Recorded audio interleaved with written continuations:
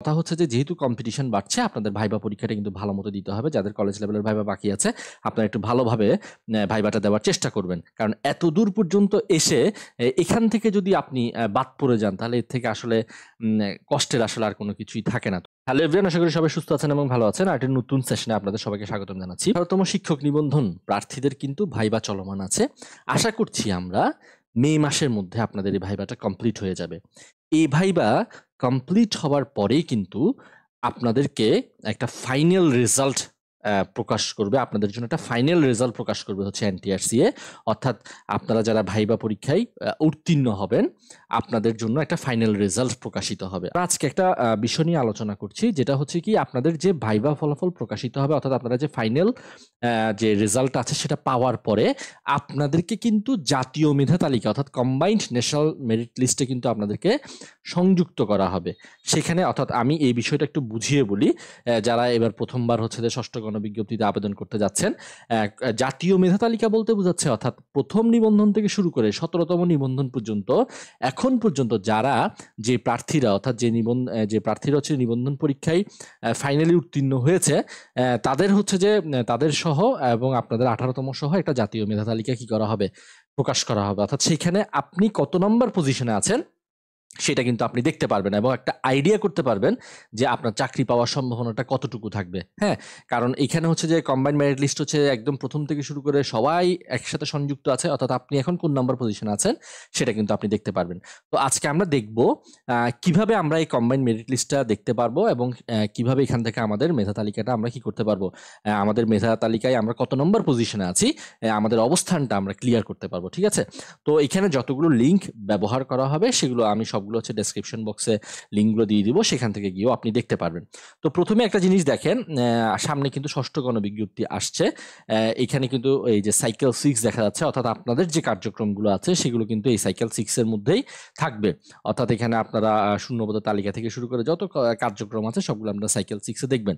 তো এই লিঙ্কে চলে যাওয়ার পরেই আপনারা কিন্তু এখানে দেখবেন সবার শেষে একটা হচ্ছে যে পয়েন্ট আছে যেখানে লেখা আছে কম্বাইন্ড ন্যাশনাল মেরিট লিস্ট। তাহলে আমরা এখন কম্বাইন্ড ন্যাশনাল মেরিট লিস্টে ক্লিক করার সাথে সাথেই কিন্তু আমরা আমাদের এই যে মেধা তালিকাটা কিভাবে দেখব সেটা কিন্তু দেখা যাচ্ছে এখানে।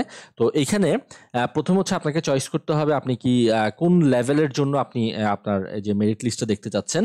তো আমরা প্রথমে স্কুল লেভেল দেখি। এই যে দেখেন স্কুল বা মাদ্রাসা, এখানে দেখেন ৩টা অপশন আছে, স্কুল বা মাদ্রাসা, স্কুল 2, তারপর হচ্ছে যে আবার কলেজ বা মাদ্রাসা বা বিএম। এখানে কিন্তু এই 3টা অপশন আছে। তো এখানে আমি প্রথমে ধরেন স্কুলে ক্লিক করলাম। এরপর হচ্ছে যে আপনাকে আপনার সাবজেক্টটা চয়েস করতে হবে। অর্থাৎ ধরেন আমি প্রথমে হচ্ছে যে কোনো একটা সাবজেক্টে গেলাম, অর্থাৎ আমি দেখেন জুলজিতে গেলাম। তাহলে জুলজিতে ক্লিক করার সাথে সাথে কিন্তু আমাদের কম্বাইন্ড মেরিট লিস্টটা চলে আসছে। ঠিক আছে, এই যে দেখেন এখানে কিন্তু নাম্বারটা দেখা যাবে না, অর্থাৎ আপনি কত নাম্বার পেয়েছেন এইটা কিন্তু এখানে দেখা যাবে না। আপনার নাম্বারটা জানা যাবে হচ্ছে যে আপনি কত পেয়েছেন সেটা জানা যাবে যখন আপনার কাছে সনদটা চলে আসবে। অর্থাৎ নিবন্ধন পরীক্ষার যে সনদ আছে সেই সনদটাতে কিন্তু আপনি মূল রিটেন পরীক্ষায় কত পেয়েছেন এবং ভাইবা পরীক্ষায় কত পেয়েছেন সেগুলো কিন্তু দেওয়া থাকবে। তো আরেকটা কথা এখানে একটু যুক্ত করতে চাই, ভাইবা পরীক্ষার যে মার্কসটা আছে সেটা কিন্তু এই মানে মেধা তালিকাটা করার সময় এখানে কিন্তু শুধুমাত্র লিখিত নাম্বারের উপর ভিত্তি করে কিন্তু এই মেধা তালিকাটা করা হয়েছে। এখানে কিন্তু ভাইবার কোনো নাম্বার এখানে যুক্ত হয়নি। তার মানে ভাইবাটা হচ্ছে যে আপনাকে পরবর্তী ধাপের জন্য আপনাকে হেল্প করছে, কিন্তু পরবর্তীতে জাতীয় মেধা তালিকায় সংযুক্ত হওয়ার জন্য আপনার ভাইবার কোনো নাম্বার কিন্তু এখানে যুক্ত হচ্ছে না। তাহলে এটা নিয়ে আপনারা একটু রিল্যাক্স থাকতে পারেন। হ্যাঁ, তবে কথা হচ্ছে যে যেহেতু কম্পিটিশন বাড়ছে আপনাদের ভাইবা পরীক্ষাটা কিন্তু ভালো মতো দিতে হবে। যাদের কলেজ লেভেলের ভাইবা বাকি আছে আপনারা একটু ভালোভাবে ভাইবাটা দেওয়ার চেষ্টা করবেন। কারণ এত দূর পর্যন্ত এসে এখান থেকে যদি আপনি বাদ পড়ে যান তাহলে এর থেকে আসলে কষ্টের আসলে আর কোনো কিছুই থাকে না। তো সবার জন্য শুভকামনা থাকছে। আসলে আশা করছি সবাই খুব ভালো একটা পজিশনে থাকবে। তবে বাস্তব সত্যটা আসলে মেনে নিতে হবে যে স্কুল লেভেলের যতটুকু আসলে মানে হচ্ছে যে আপনার লিখিত পরীক্ষায় পাশ করে বা ভাইবা পাশ করে জব পাওয়ার সম্ভাবনা যতটুকু থাকে, কলেজ লেভেলের ক্ষেত্রে বেশিরভাগ ক্ষেত্রে হচ্ছে মাদ্রাসায় একটু পোস্ট বেশি থাকলেও জেনারেল কলেজে কিন্তু একটু কম থাকে এবং জেনারেল কলেজে সবাই পাবে না, এটাই হচ্ছে যে বাস্তবতা এবং এখান থেকে কিছু বাদ পড়বে, এটাই হচ্ছে যে বাস্তব কথা। এটা আমাদেরকে মেনে নিতে হবে। আচ্ছা, তাহলে এখানে আসেন, একটা জিনিস একটু খেয়াল করেন, এই যে আমরা জুলজিতে ঢুকলাম, এখানে কিন্তু দেখেন মেরিট ওয়ানে আছে যে ষষ্ঠ নিবন্ধন, বা এখান থেকে আমি একটা কথা বলেছি যে কিভাবে আপনি মেরিট লিস্ট দেখে অর্থাৎ আপনার পজিশনটা দেখে আপনি বুঝতে পারবেন যে আপনার জব পাওয়ার সম্ভাবনাটা কতটুকু, কিভাবে বুঝতে পারবেন বা কত ভালো প্রতিষ্ঠান আপনি পাবেন এটা কিভাবে বুঝবেন। এই যে যেমন দেখেন সপ্তম নিবন্ধন থেকে, এরপর হচ্ছে তৃতীয় নিবন্ধন থেকে মেরিট 4, মেরিট 5 হচ্ছে যে 17তম নিবন্ধন থেকে। এই যে দেখেন এই যে 17তম নিবন্ধন থেকে যে একজন পঞ্চম অবস্থানে আছেন, সিরিয়াল নাম্বার হচ্ছে 6 অর্থাৎ মেরিট 5-এ আছেন, তাহলে দেখেন উনি কিন্তু যে স্কুলে দেন না কেন উনি কিন্তু উনার কিন্তু জব হয়ে যাবে, ঠিক আছে? কারণ আপনার এখানে লিখিত নাম্বারের উপরেই কিন্তু আপনার এই মেরিট লিস্টে করা হয়েছে। লিখিত নাম্বার আপনি যত এগিয়ে থাকবেন আপনার জব পাওয়ার সম্ভাবনা তত বেশি থাকবে। তাহলে এখানে দেখেন উনি যে একদম সবার শুরুতে আছে, উনি যে স্কুলে দিবেন সেই স্কুলে কিন্তু উনার চলে আসবে, কারণ ওনারা কিন্তু অলরেডি জব হয়ে গেছে, কারণ 17তম নিবন্ধনে ওনারা কিন্তু জব হয়ে গেছে, তার মানে ওনাদের তো আর চিন্তা করতে হচ্ছে না। তাহলে কিন্তু এখানে 17তম নিবন্ধনের পরে যে সেকেন্ড পেজে গেলে দেখবেন এখানে 16তম নিবন্ধনধারী আছেন, হ্যাঁ, তারপর হচ্ছে যে 17তম নিবন্ধনধারী আছেন, এর সাথে আপনাদের 18তম নিবন্ধনধারীদের যারা আছেন তাদেরটা কি হবে, যুক্ত হবে, ঠিক আছে? তাহলে একটা জিনিস খেয়াল করে দেখেন, এই যে প্রথম সারিতে যারা আছে, এই যে মনে করেন তৃতীয় নিবন্ধনধারী বা চতুর্থ নিবন্ধনধারী, ওনাদের কিন্তু অনেক আগে ওনাদের জব হয়ে গেছে, বা যারা জব হয়নি তারা কিন্তু যেহেতু সনদের একটা মেয়াদ আছে তাদের কিন্তু এখন তাদেরকে নিয়ে আপনার চিন্তা করতে হচ্ছে না।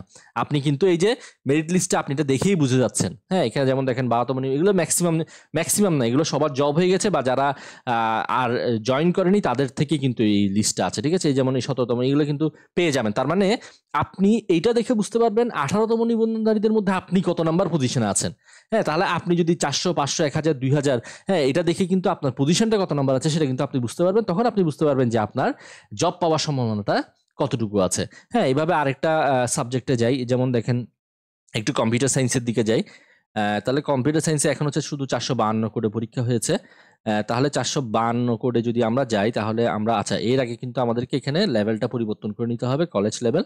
তাহলে কলেজ লেভেলে গিয়ে আমরা যদি 452 কোডে যাই, একটু আমি দেখি আইসিটি 452, হ্যাঁ, ঠিক আছে। তাহলে দেখেন এই যে 17তম 16তম নিবন্ধনধারী ওনাদেরকে নিয়ে কিন্তু আপনাদেরকে চিন্তা করতে হচ্ছে না, কারণ এনাদের ম্যাক্সিমাম জব হয়ে গেছে, হ্যাঁ। এই যে যেমন দেখেন এদের ম্যাক্সিমাম জব হয়ে গেছে, হ্যাঁ, যারা মোটামুটি সামনের দিকে আছেন। তো এখানে কথা হচ্ছে জেনারেল কলেজের জন্য আপনি হচ্ছে যে যদি 400, 500, 600-র মধ্যে যদি থাকেন তাহলে হচ্ছে যে জেনারেল কলেজ পাওয়ার জন্য তখন আসলে চাকরি পাওয়ার সম্ভাবনাটা খুব বেশি থাকে, তখন আপনি তো সহজেই বুঝতে পারছেন। আর মেরিট লিস্ট দেখলে তো বুঝতে পারছেন যে 18তমর মধ্যে আপনি কত নম্বর পজিশনে থাকবেন সেটা সম্পর্কে আপনি একটা ধারণা করতে পারছেন।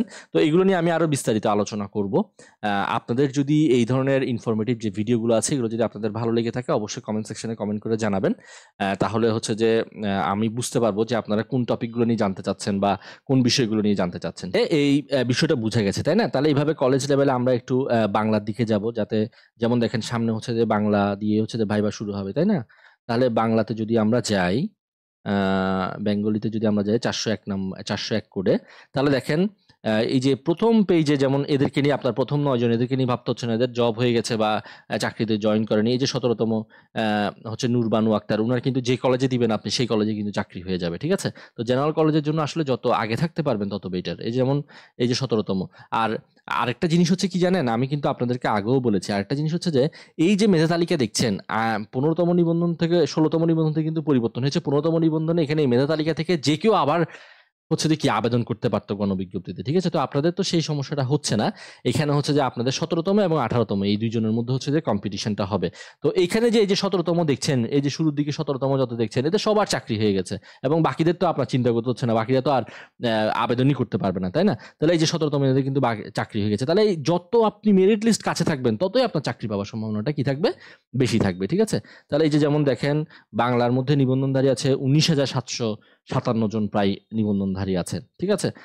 তারপর হচ্ছে যে এরপর বেঙ্গলির পরে আমরা আরেকটা সাবজেক্ট দেখতে পারি, যেমন হচ্ছে যে আপনি ইংলিশ দেখতে পারেন 402 নম্বর কোডে। এই যে দেখেন শুরুর দিকে এই যে 17 নম্বরে উনি আছেন মিজানুর রহমান, উনি কিন্তু যে কলেজে দিয়েছেন সেই কলেজে কিন্তু ওনার চাকরি হয়ে গেছে, এবং ইংরেজিতে নিবন্ধনধারী আছে 28,518 জন। তো এতজন তো আপনার চিন্তা করতে হচ্ছে না, 17তম এবং 18তমের মধ্যে কম্পিটিশনটা হবে। আশা করি জিনিসটা বুঝতে পেরেছেন এবং জানতে পেরেছেন যে কিভাবে আপনি আপনার মেধা তালিকাটা কি করতে পারবেন, দেখতে পারবেন। তাহলে ভাইবা ফলাফল প্রকাশিত হওয়ার সাথে সাথেই আপনারা কিন্তু এই মেধা তালিকাটা ভাইবা ফলাফল প্রকাশিত হওয়ার কয়েকদিন পরেই, মানে 4-5 দিন বা 1 সপ্তাহ পরেই কিন্তু আপনাদের এই মেধা তালিকাটা দেখা দেখা যায়। এই মেধা তালিকাটা দেখা যাওয়ার পর আপনি আপনার নিজের অবস্থানটা কি করতে পারবেন, দেখতে পারবেন। ঠিক আছে? তো নেক্সট ভিডিওতে আরো কিছু ইনফরমেটিভ ভিডিও নিয়ে আসবো। তো আজকের সেশনটা আমরা এখানেই শেষ করব। সবাই ভালো থাকবেন এবং সুস্থ থাকবেন। সবাইকে অনেক ধন্যবাদ।